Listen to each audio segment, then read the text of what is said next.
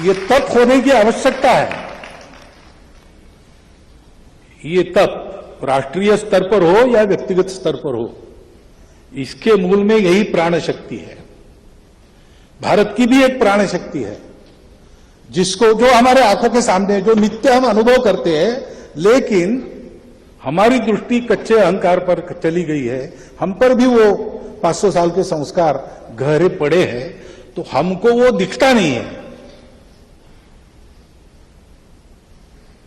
हमारा भी वो प्राण है, वो जन जन में प्रकट होता है, छोटी छोटी बातों में प्रकट होता है। 22 जनवरी को प्रकट हुआ आश्चर्यजनक रूप से। विश्व में कई संकट आता है तो आज भी भारत दौड़ के जाता है। वो देश हमसे शत्रुता करता है कि हमारी मदद करता है, देखता नहीं। ये होते रहता है, ये अपना आप थोड़ी होता है। भारत की चेतना के पीछे जो प्राण है, वो प्राण ही भारतीयों के आज के उस अवस्था से नीचे गिरे हुए जीवन में भी वही प्राण प्रकट होते हैं, और भारत की पहचान उसी से आज भी बनती है।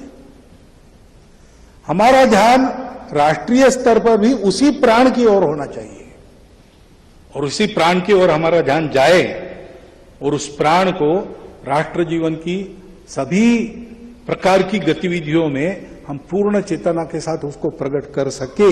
इसलिए अपने व्यक्तिगत जीवन में उसी प्राण की, क्योंकि प्राण एक ही है सर्वत्र विश्व में।